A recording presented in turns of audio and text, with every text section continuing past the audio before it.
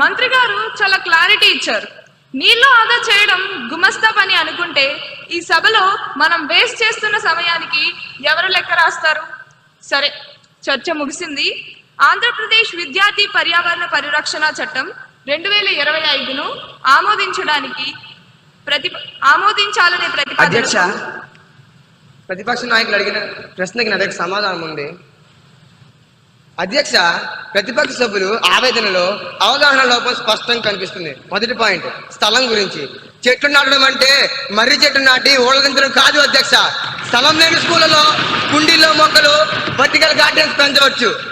అది కుదరకపోతే పిల్లలు తమ ఇంటి దగ్గర లేదా కమ్యూనిటీలో నాటమని బిల్లు స్పష్టంగా చెప్పాం.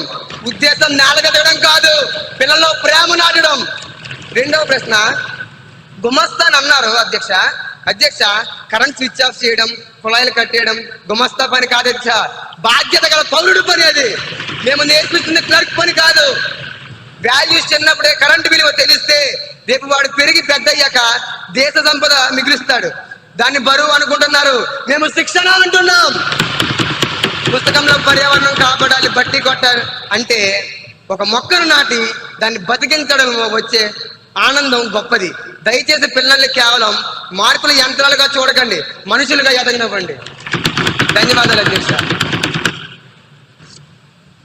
ఇప్పుడు విషయం ఆంధ్రప్రదేశ్ విద్యార్థి పర్యావరణ పరిరక్షణ చట్టం 2025ను పరిగణలోకి తీసుకోవడం.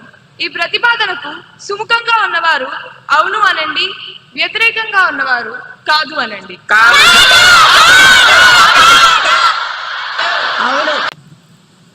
అధ్యక్ష, గౌరవ సభ్యులు అడిగిన మొదటి ప్రశ్న, ఈ సంవత్సరం ప్రభుత్వం ఎంతమంది రైతులకు విత్తనాలు మరియు ఎరువులు అందించింది అధ్యక్ష?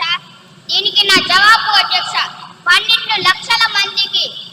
రెండో ప్రశ్న అధ్యక్ష, ఇటీవల వర్షాలు, తుఫానుల వల్ల పంటలు దెబ్బతిన్న ఎన్ని ఎకరాలకు ప్రభుత్వం నష్టపరిహారం ఇచ్చింది అధ్యక్ష? దీనికి సమాధానం అధ్యక్ష, 3.5 లక్షల ఎకరాలకు. మూడో ప్రశ్న అధ్యక్ష, రైతులకు సహాయం చేసేందుకు ప్రభుత్వం ప్రారంభించిన కొత్త రైతు కేంద్రాలు ఎన్ని? దీనికి నా జవాబు అధ్యక్ష, మొత్తం 10 జిల్లా కేంద్రాలు అధ్యక్ష. ధన్యవాదాలు అధ్యక్ష. గౌరవ ఎమ్మెల్యే శ్రీ వేణుమాధవ్ గారిని సప్లిమెంటరీ క్వశ్చన్ అడగడానికి అనుమతిస్తున్నాను.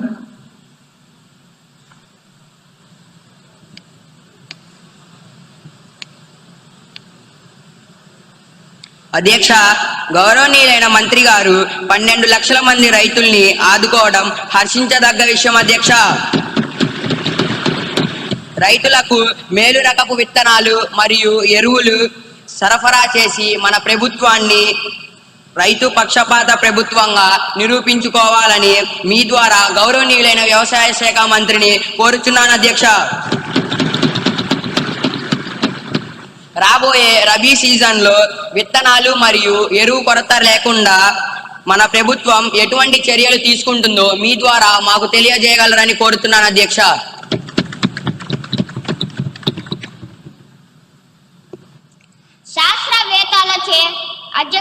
శాస్త్రవేత్తలచే పరీక్షించబడిన నాణ్యమైన విత్తనాలనే మనం సరఫరా చేస్తున్నాం అధ్యక్ష. 3 నెలల పంట కాలం తరువాత మేము చెప్పే దిగుబడి లెక్కలే మాట్లాడతాయి అధ్యక్ష. విత్తనాలను సకాలంలోనే సరఫరా చేస్తున్నాము అధ్యక్ష. మనది రైతు ప్రభుత్వం అధ్యక్ష అని రైతులే చెప్తున్నారు అధ్యక్ష. రైతులే రాజు కదా అధ్యక్ష.